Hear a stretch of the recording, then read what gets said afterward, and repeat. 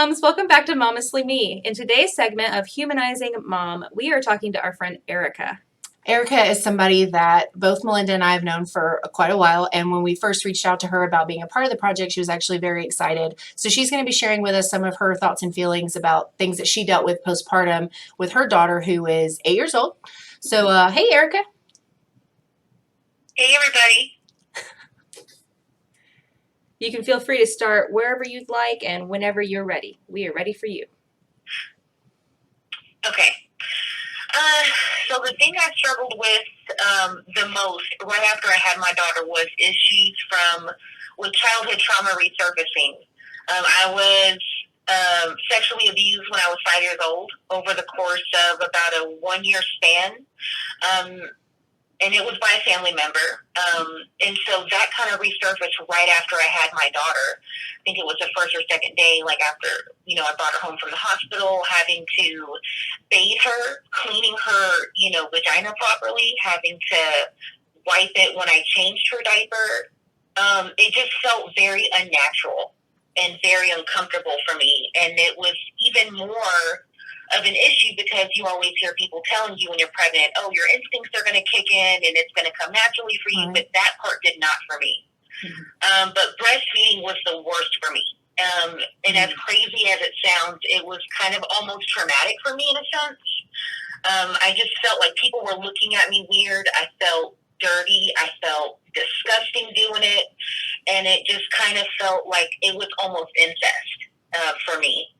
But luckily, though, whenever it came to that, I mean, me and her biological father broke up about a month after I had her. And the breakup was just so stressful on my body that my milk dried up. So I was forced to switch to formula feeding with her. But it was good for me because I didn't have to deal with those issues with breastfeeding her anymore. But the biggest thing for me that came up was even the anger that I felt towards my parents. With me being a new mom, and I just remember, I think it was the second night that I had her home, and she woke up in the middle of the night. I fed her, and then she went back to sleep after I burped her, and I just busted out into tears. I just remember bawling my eyes out, thinking about, all the crap she's going to go through when she's older, every time her heart's going to get broken, if there's ever going to be someone that humiliates her or embarrasses her, some things that she's going to have to go through because it's what's necessary for us to, develop and to build our character. But then I thought about, those things with me and my abuse and just how much I wanted to protect her from it. And, every parent wants to shield your kid from stuff like that. But for me, I was just so angry with my parents. Like, why did they let this happen to me? How, I don't understand. You're supposed to trust your parents, with protecting you when you're a kid. And I didn't feel like they did a good job with that. But I want to say about maybe 5 or 6 months after she was born, the feeling towards my parents kind of subsided. You deal with it, you realize it's in the past, and I felt like it was just me being emotional and my hormones going crazy right after I had her.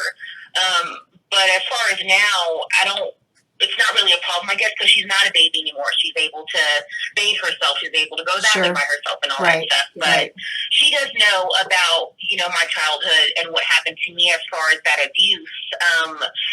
And I was kind of not forced to tell her, but there was one time where we were giving each other a hug, and she's a tall girl, and I'm kind of a short woman, so her mouth was on my breast, not like on it, but, just from our embrace.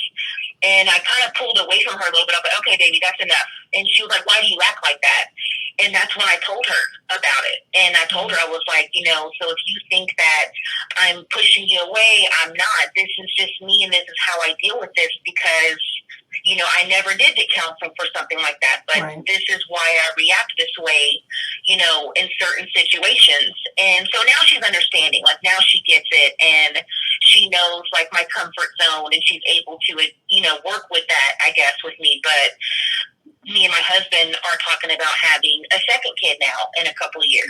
And that is something that I think about, when it comes to the whole, newborn baby and, the breastfeeding and, changing their diapers and all that again. But now I feel more scared, like, oh my gosh, like, what if I have a boy next time around? Like, is it going to be worse, and that, if it were to be a boy or if we were to have another kid. But But yeah, that's my story. Wow. Yeah. That is, we've known you for a long time and we had no I idea. had no idea. Yeah. Oh yeah, and that's why too. I was like, oh my god, that was so crazy for me. Like whenever you messaged me about this subject, because I've literally never shared this with anybody before. Well, we are very honored that you chose us to share that with. Yeah. One of the biggest things we talked about originally when we were starting to get ready for this segment was there are just so many things that go into the emotional and physical aspects of being moms that I don't think any of us are prepared for. I mean, was that something like before you had your daughter, and maybe you said this, but before you, like while you were pregnant, were those things that you thought about in depth, or did that only come after she was here? You know what? I feel like I don't think I really did think about it when I was pregnant. To be honest with you, and this is kind of another thing, like I was very depressed when I was pregnant with her because me and her biological father, it was a very toxic, abusive relationship. And I think that my mind was on so many other things that you dealing didn't, with that. Like, how am I going to get out of the situation? Like, I feel trapped. I'm not meant to be with this guy. And, but I have a baby coming. And that my brain didn't even think about all that stuff for me being a kid. I don't honestly think it was until the first time that I had to have her latch on me in the hospital was like, this feels disgusting to me. Like it was literally the same feeling that I had while being molested was the same feeling that I had breastfeeding my kid. Like it was literally like as silly as it sounds, I felt like my newborn baby was sexually abusing me. You know what I mean? Like, right. Even though it's like you have to feed them, like you have to, you know, do that for your kid. But it was just, I can't even describe the feeling that I felt from it. I can't imagine. Which is kind of sucks because I have heard from other women who have breastfed that it's an incredible bonding moment. It's a great experience. And I've even seen things before where they say that, you know, babies who are breastfed have a deeper bond with their mom. I don't know if that's true, but that's something I will never know. That's something I will never experience. I will tell you. So one thing about Melinda and I both being here is that we have very different experiences with breastfeeding. She has been successful all the way into still breastfeeds. And then I was only able to do it for about 4 months. But I will tell you, and this is just being 100% honest, I hated breastfeeding. I hated it. I didn't carry the same feelings that you had.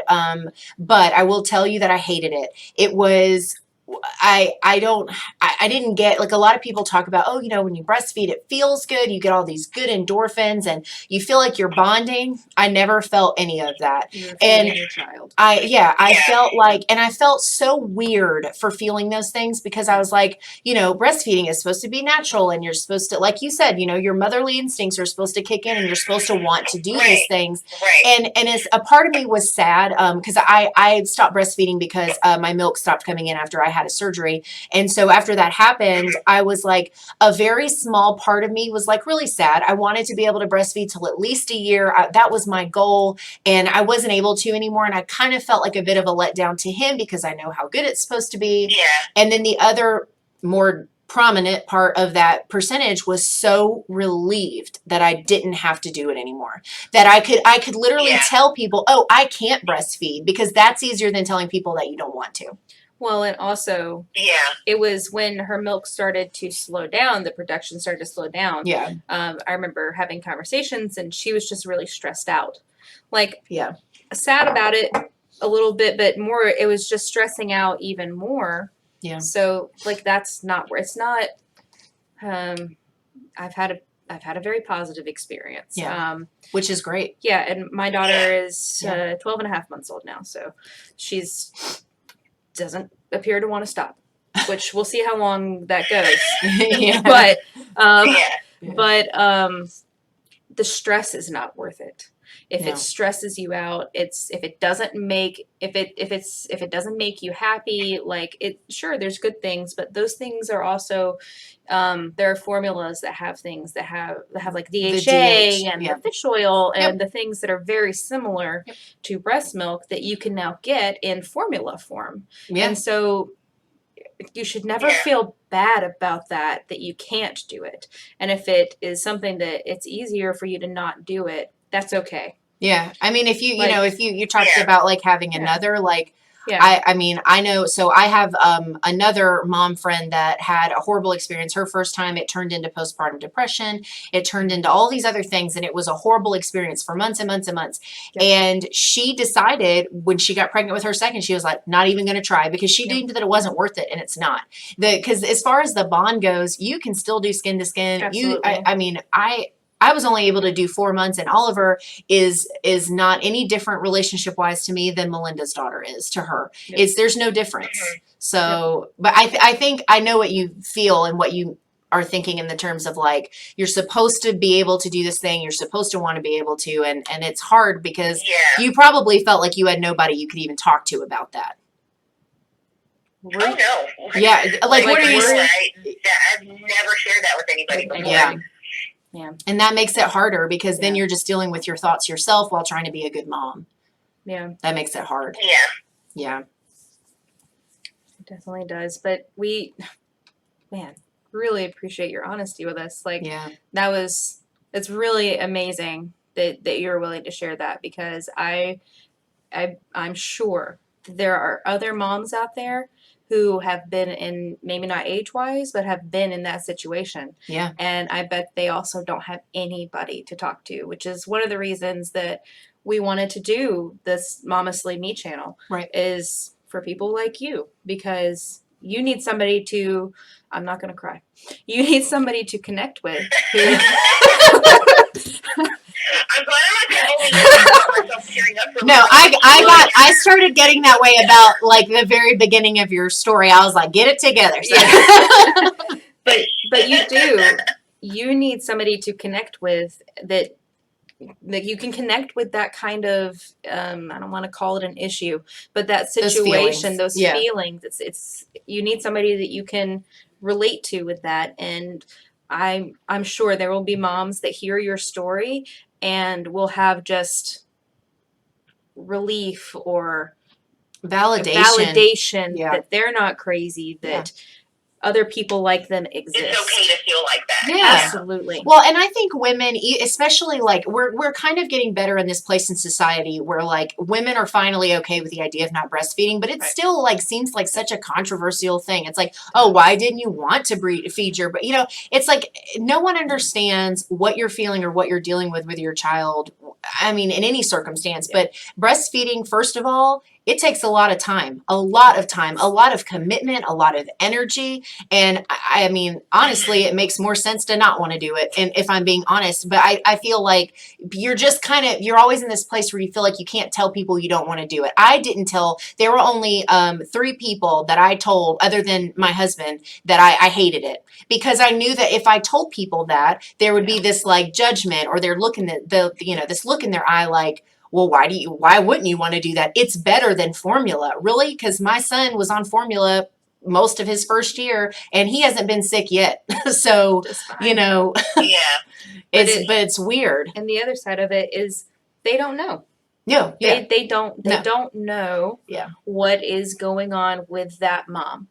Like, I can't even imagine having those feelings and then have me people either. tell you, oh, well, why don't you breastfeed? Or things like that. And you really just want to, like, I don't know, cuss them out or punch them like in the you don't face, understand. or, like, because there's no way they could understand. Yeah. No way they could understand. And I hope that if you guys do decide to have another baby, number one, it's going to be really cute. But definitely cute. we are pro baby number 2. But if or when you do have another one, hopefully those feelings, like maybe being able to talk to us and share with us, maybe that will help lift some of that weight off if you decide to have another one, that that there's nothing wrong with you. Like, there's nothing wrong with those feelings. Those are it's an okay thing to feel that way because something very serious happened. It's a normal emotion to Yes. a not so normal situation that should have never happened. And I think, and I can There definitely, you go. I know Yes. you mentioned, oh my God, if it's a boy, I will tell you this, and I definitely have only shared this with my husband. Maybe I've shared this with you, I but don't remember. so I have a little boy, and I remember like telling, Rick in the beginning, I was like, I feel like I have to hurry to change his diapers because I am so scared that I'm crossing this timeline of I'm touching too much. Yes. Like Yeah. so like I that's how it do, felt.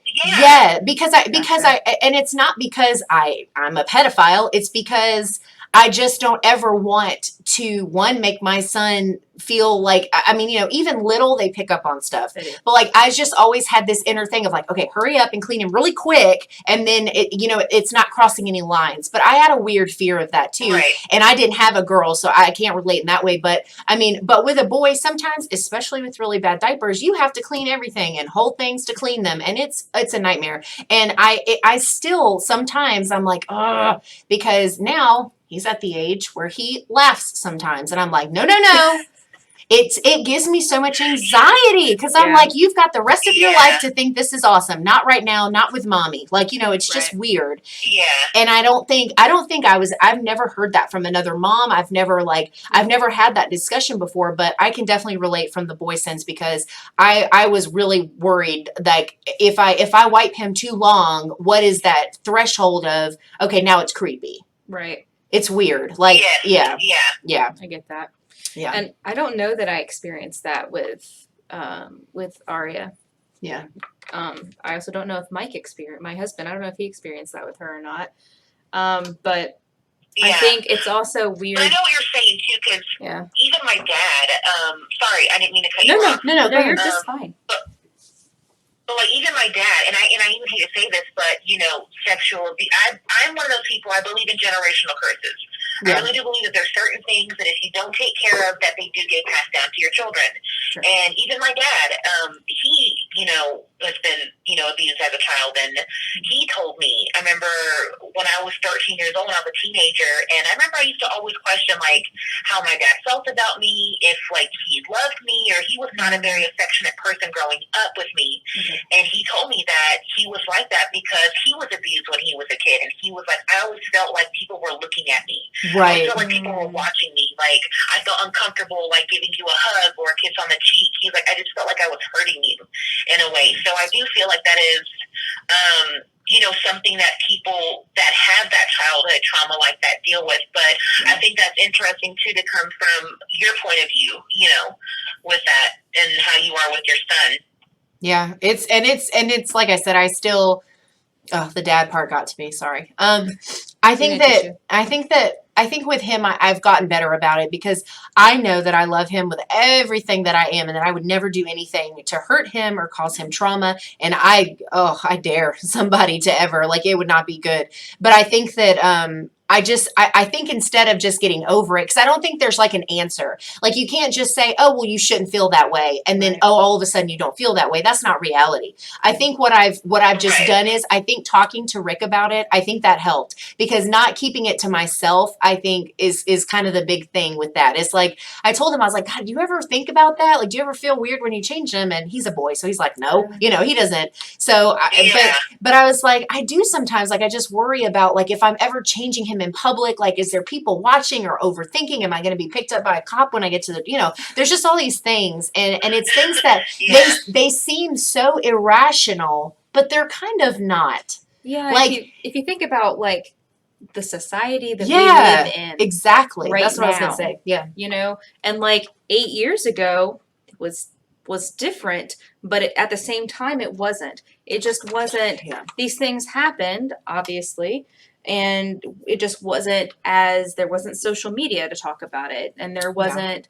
It wasn't on TV all the time, and Well, now even it therapy, is. like you couldn't go to therapy if you told people you were going to therapy, you were like cast out. You were Yeah. like a social pariah. Like you would think when you had your daughter 8 years ago, you would think that it shouldn't be that different now, right? But You would think that it's not been that long. right. The thing should be different, but it is, and it's mind-boggling because like you have personal reasons, situational reasons for feeling the way that you did about changing diapers, right? It makes a lot of sense emotionally, but when you have somebody who doesn't have, who has not been in that situation, Right. but society has Yep. formed these insecurities in her mind that somebody's watching, something's going to happen, somebody's going to think I'm doing something wrong. You know, like it's all unfortunate and that it should not exist. Yeah. You know, and and I think that just comes to like you're saying, like social media and all that has such a big influence on all that. I mean, I work in customer service. There's times where I'm like, oh my God, what if I had one crazy customer and next thing I know, I'm being recorded? Like a natural, reaction to something, and it's like even the same thing when you're a mom and someone putting you on blast or judging you or you becoming like a viral post or something like that. It does get, it can be nerve-wracking in today's world, with stuff like that. Because people will shame people. Like, I feel like people have no shame on shaming people and putting them on blast. And it's not, what am I trying to say? It's not okay. Like, you should. But you have so many people that do it though. That's the thing. And then it's always interesting. Have you ever experienced somebody doing some type of shaming and then you know that person personally and you're like, really, Karen?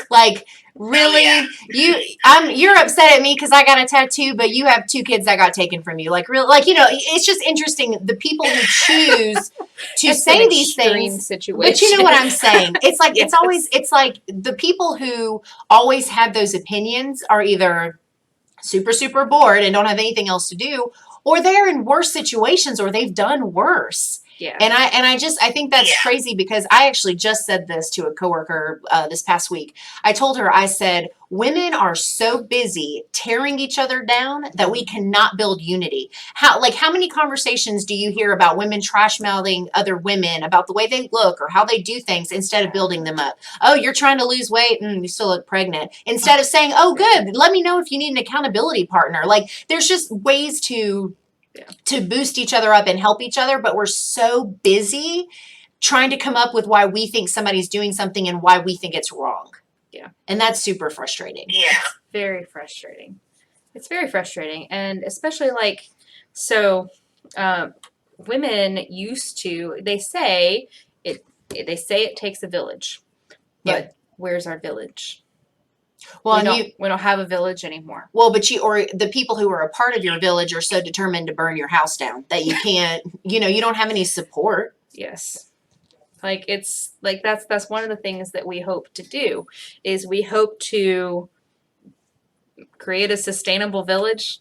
Does that sound weird? I think that sounds weird, but it's kind of like, so I think one of our goals here is that we would like to, and it does sound weird, but I'm going to stick with it, is create a sustainable village of moms supporting each other. Yeah. And finding moms that have gone through something similar or have gone through the same thing, like especially with your story. I feel like that's so important that you shared that with us because I know that there are other moms out there that are no longer going to feel alone. Yeah, I was going to say, I have met so many women in my life that have been through that are now mothers. And I never would have even thought about what that would mean when you have children or thinking about a lot. Like, that would have never crossed my mind. Mm-mm. And I feel like the awareness is kind of good too, right? So like now that I'm thinking that way and now that I've heard your story and your feelings on it, now if I do know someone that's like that without, being too much, but I can be a better support for them. Ask them if they have anything they want to talk about, if they need anything. And I don't even mean just for this, but I just mean in general. Like, it's just an interesting awareness that I honestly I would have just never thought about. I wouldn't have either. Yeah.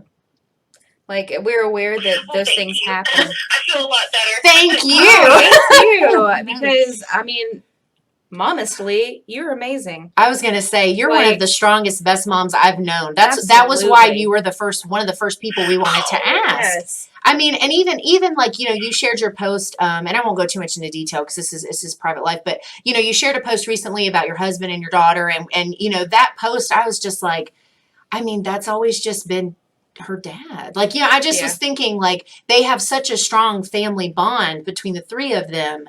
Like, I don't know. That I won't go too much into that, but I've always thought that you were. Yeah.